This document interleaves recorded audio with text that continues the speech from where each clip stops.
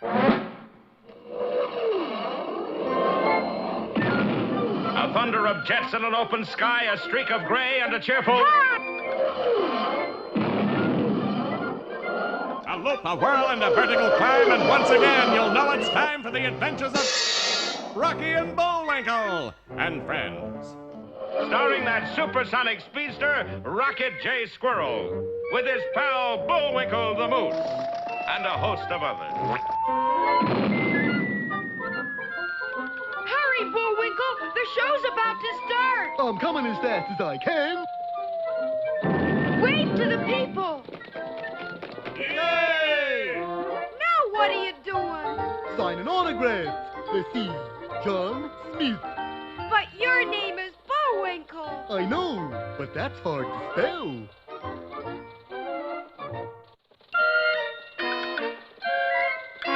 We're gonna have a lot of fun. Come on and join us. Sure, there's always room for one more.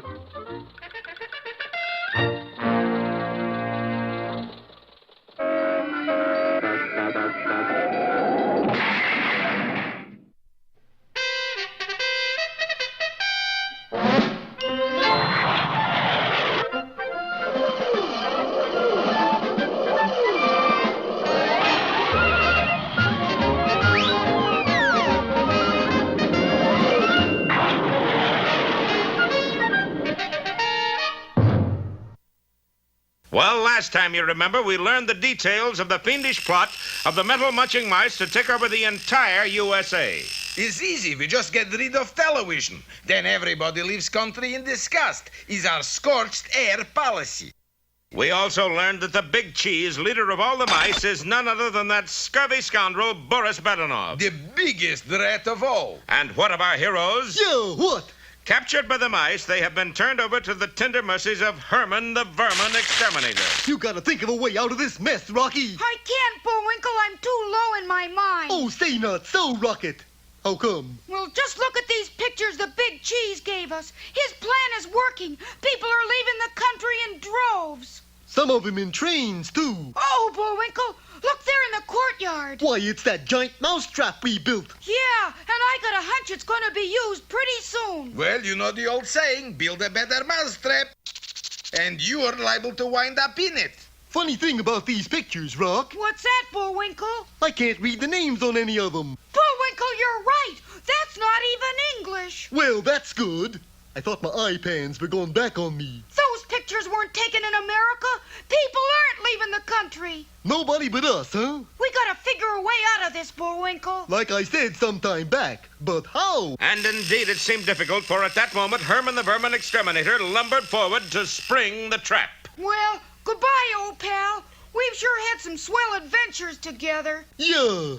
I wonder how this one will come out after we're gone. But amazingly enough, just as Herman reached forward, he slowed and stopped.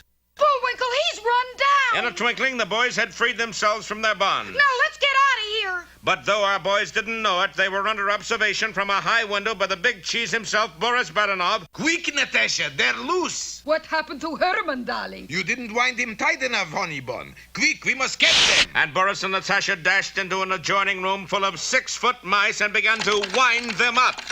And so as the boys started out of the courtyard... Uh-oh, Rock. We got company. And I don't think he's gonna run down. As the huge creature grabbed at him, Bullwinkle barely escaped, but Rocky wasn't so lucky. Golly, he's got me cornered. It looked bad for our hero, but Bullwinkle's flight had jogged a little more motion out of Herman the Vermin Exterminator, for he reached forward and completed springing the trap right in the mouse's tail. Raskolnikov, Squirrel has charmed life, Natasha. Why don't we have luck like that? Maybe he has a good fairy, darling. Good fairy, good fairy. Why is there never bad fairy? Well, our boys made it to the back gate and were just a few steps from freedom when Rocky suddenly stopped short. Pray tell, why are you stopping short, Rocky? You ever try to stop long? But we're almost there. Bullwinkle, Bullwinkle, we're not running away. We're not? No. Then how come I'm all out of breath? Well, you go on if you want to, Bullwinkle, but I'm going back to Blinkley Mansion. Okay, Rock, anything you say. Gee, you're brave, Bullwinkle. Yeah, I bet I'm the bravest coward in these parts. And peering out of his tower window, Boris could hardly believe his eyes. Look, Natasha, the flies are coming back into the spider web all by themselves. Oh, Natasha, maybe there is bad fairy after all. Well, is there? We'll find out next time in Big Cheese Boris, or I'd Rather Be Rat.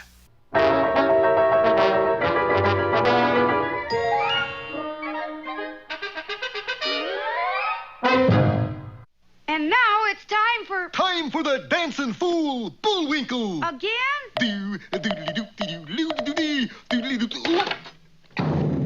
And now for one of our special fairy tales. Yeah.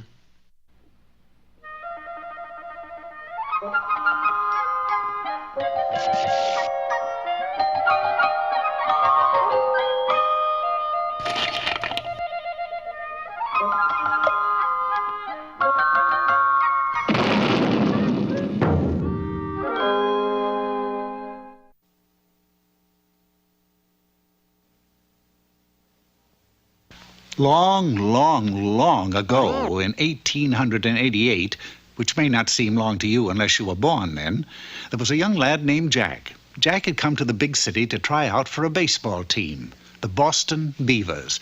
The Beavers were a great team managed by that legendary figure, Big Lip Leo. Men, we really got a great ball club here. Yeah! There's only one little thing keeps us from being a top team in the country. What's that, sir? We've never won a game. True. In 10 years of competition, the Beavers had never won a single game. But then, Jack joined the team. He had an ace up his sleeve that very well could revolutionize the game of baseball. Yeah, these magic beans. They'll make me the greatest baseball player in the whole world. At least, I think they will. Jack was soon to find out, for the following day found Jack's team playing their first game of the season against the Poughkeepsie Pirates. Thanks to some quick thinking in the grandstand, the Beavers led 4-3 in the ninth. If the next man could be struck out, it would be all over and the game would be theirs. Jack was in center field, tensely awaiting the next move. The next Pirate stepped up to the plate. There came the pitch and... Oh, my, he connected beautifully. There goes the old bull game. But that's when Jack sprang into action. He quickly pulled out one of his magic beans, planted it, watered it, and then jumped on top of it. There was a rumble, a roar, and before everyone's startled eyes, Jack was carried skyward on a huge beanstalk that grew straight up into the air, and he caught the ball. You're out! The fans went wild. The game was over, and the Boston Beavers had finally won a game. Big Lip Leo changed the name of the team to the Boston Beans. And in the weeks that followed, they went on to win game after game with the help of Jack and his magic beans. Jack was now the most valuable member on the team. Jack, my boy, sweetheart, you are a cotton-picking jewel. I know. And he became very famous. Then came the big day for the final game of the season, and they were to play the Giants. They're gonna be mighty tough to beat, boy. Yeah, I noticed that. Yeah, but we can do it, kid. All you gotta do is stay on the bean. The game was on, and it was a fight to the finish right from the start. The Giants were smashing ball after ball high over center field, but Jack always managed to zoom up on his beanstalk and catch them on the fly. You're out! The Boston Beans played as they had never played before. The scores shot higher and higher until the last half of the ninth inning, it was even up, 66-66. The Giants had the bases loaded. A home run could win them the game. Now listen, you guys. You gotta do something about that wise guy out there with the beans, and I got a plan. Now here's what we do. Whitey, you take the first. Oh, Jack knew that they were up to something, but he had a magic bean already in his hand and was ready for anything. Then the Giants made their move. They sent Whitey Goober, the biggest hitter on the Giants team, up to bat. A gasp fell over the stadium. Gasp! The fans knew that if Mighty Whitey ever connected with the ball, it would go a mile. Jack knew this too, and just to make sure, he took out an extra bean. Whitey stepped up to the plate. The ball was pitched. Strike one! Jack, getting more and more nervous by the minute, decided to use 3 beans and play it real safe. The ball was pitched again.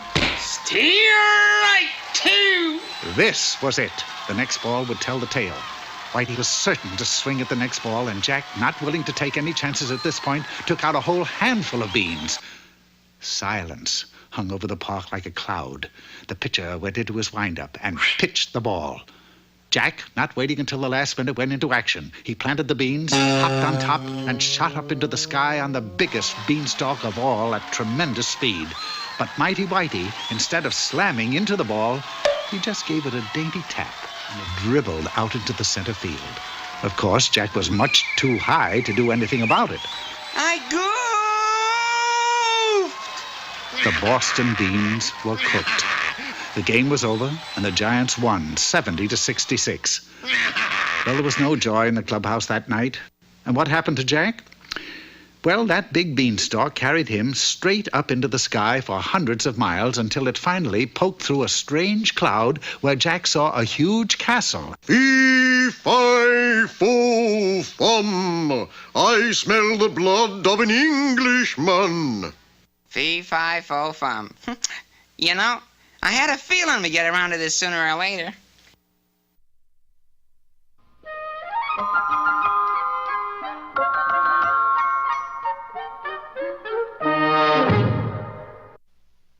That's a pretty strange-looking painting, Bullwinkle. I just paint what I see. Well, what do you see? This is what I see. Hello, Culture Gang. Today's poem is that epic of time travel, Hickory Dickory Dock. You're sure you know your part now? Sure. Okay. Hickory Dickory Dock, the mouse ran up the clock. Very good. The clock struck 1 and down he run. Down he run.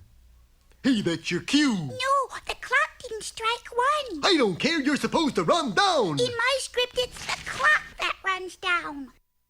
You come on out of there, I'm coming in to get you. Just try it. Okay, with all the dag-flatted blag-staggin'. No! There. You'll be all right in a week or so. Why don't you pick on somebody your own size? Now, just what caused the accident, Mr. Moose? Well, obviously, it was Hickory Dickory. Doc? And now it's time for... 5 or 6 baritone solos in the key of E. But... If not... Ooh. Now for another of our special features. Should have tried E flat.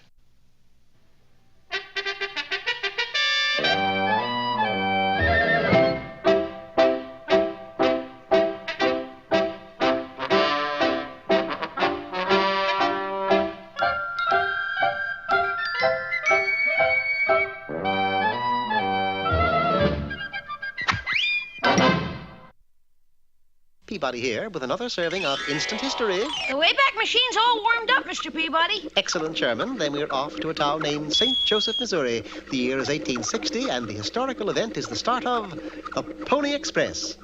In the twinkling of an eye, the Wayback had deposited us inside the Pony Express office. We arrived in the middle of a hot debate. Now, look, you claim you'll deliver mail to Sacramento, right? Right, but... Then deliver my message. What you're asking is impossible. Either you're going to deliver it or I'm going to sue you for false advertising. Why can't you deliver his message, mister?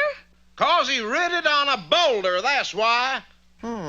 Dear Fargo, we'll soon have the business assigned Wells. But offhand, sir, I'd say that boulder weighs at least half a ton. Yep, and getting it to Sacramento is going to be a problem. Decidedly so. The strongest horse in the stable was saddled, and the boulder, with much effort, was lashed to a rider's back. Think you can manage it, Charlie? I'll sure give it a try, boss. Charlie did try. He urged his valiant steed forward. The horse took one step, and the Pony Express stable had a new seller. Isn't there anything you can do to help them, Mr. Peabody? Of course there is, Sherman. Sir, get me 1 stick of dynamite. 5 minutes later, the express office shook with a resounding explosion. That boulder down there is nothing but a mess of pebbles. Exactly. Now, all you have to do is transport the pebbles to Sacramento and then reassemble them into the boulder again. What a brilliant idea. Yes, isn't it? That afternoon, 50 Pony Express riders, each carrying a pebble, set out for California. However, one pebble still remained. It's this one with a period on it. We're plumb out of riders, and the message won't be complete without a period. And that is how Sherman and I found ourselves in the employ of the Pony Express. What we didn't know was that a tribe of Cherokee Indians was in the employ of Mr. Wells. Indian chief see 'em riders down there? Me want 'em them ambushed. Indian understand? Sure, we understand. You want those two guys knocked off. Right. Me pay 'em heap big wampum. Oh, knock off that wampum, Jazz. What we want is cash. Cold, hard cash. Sherman and I entered Intercepted Pass, which was the only route to Sacramento. The perfect spot for an ambush was where the pass came to its narrowest point. What engine got 'em in sack? Rocks? No, these are Charlie Barnett records. Cherokee? Yeah, crazy, huh? You really dig?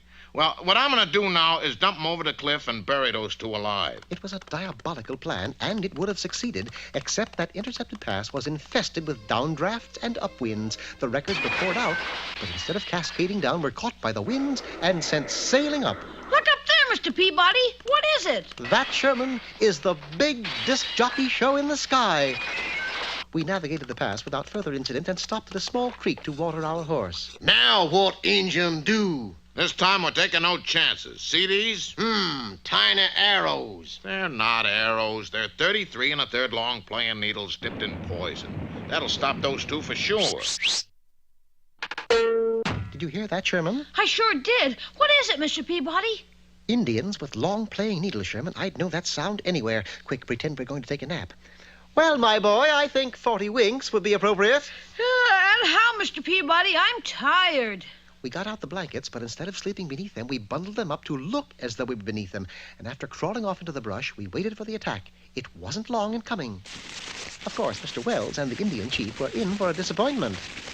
I'll be darned. They tricked us. Yeah, and what's more, look at those blankets. They're still alive. You mean the needles didn't kill the blankets? Right. I don't understand. Maybe they weren't poisoned. I dipped them myself. Are you sure? Positive. Taste one. It all right? After dark, Sherman and I retrieved our horse and continued our journey. 2 weeks later in Sacramento, our pebble was added to the boulder. This is a proud day for us. The mail got through, and now let's celebrate. We'd like to, sir, but Sherman and I have another job to do. Another job? Yeah, Sherman, I was just handed this onion with a message on it. I promised we'd see that it got to Chicago. But gee, Mr. Peabody. Now, Sherman, we assisted the Pony Express. The least we can do is to help Western Onion.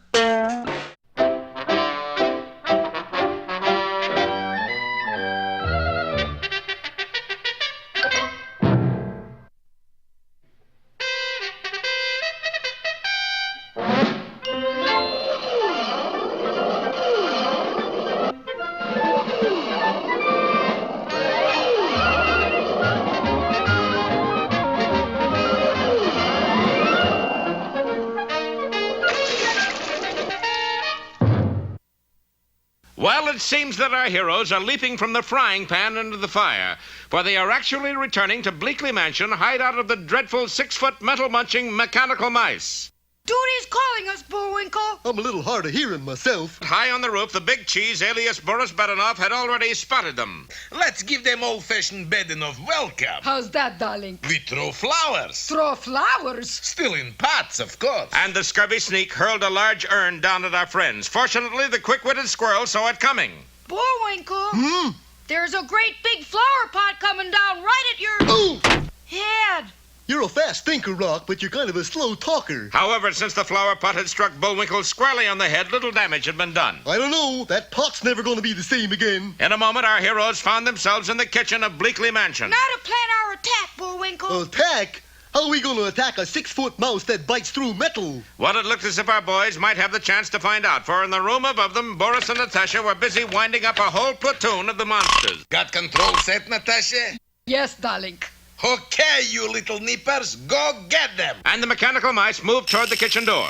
Inside, our heroes were still thinking frantically. Bullwinkle, we gotta come up with an answer. I got one. What is it, Bullwinkle? Vienna, Austria in 1758. That's the answer?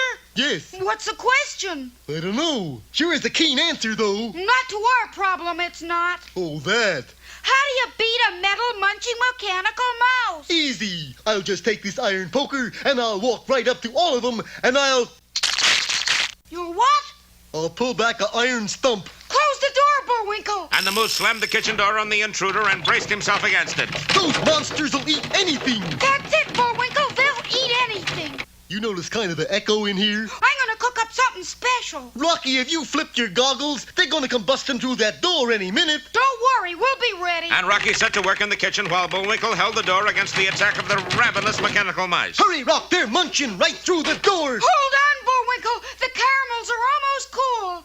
Caramels? They're for the mice. I always knew you were good-hearted, Rock, but this is ridiculous. Okay, Bullwinkle, stand aside. As Bullwinkle stepped back, the 6-foot mice poured into the room. Quickly, Rocky gathered up an armful of caramels, and as the mice crashed after him, began to toss them back at his pursuers, who snapped at them furiously. Oh, my plan is working. Yes, the plan had worked. After crunching down on those chewy caramels, the huge mice could no longer open their mouths to bite anything. Powerless to attack our friends, they beat a hasty retreat. They're going, Bullwinkle. Now let's find out where they came from. What's the matter, Bullwinkle? Can't cut your tongue? Not cut. Caramel. Boy, this is sure going to cut down on the dialogue. In a room not far away, Boris and Natasha were inspecting the mice. They're ruined, Natasha. They can't bite anybody, Boris. Bite? They couldn't even gum anybody. We will have to overhaul them, darling. Tot, honey bun. Plenty more where this came from. You mean? Yes. Look there. Sure enough, far above the house was a... Well, good heavens, that's a spaceship. You were expecting maybe seagulls? But what... It's time to go now. But... Anyway, be with us next time for the Space Rat. Or of Mice and Menace. Yes, you do that.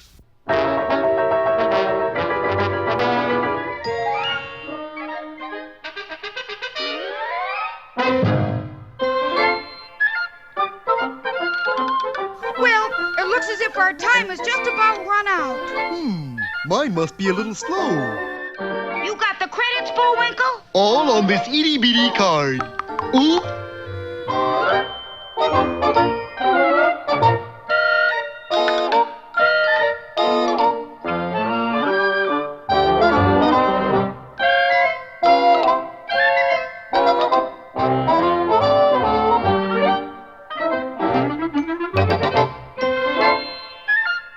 We're late again, Bullwinkle. Right. Bye now. See you next time.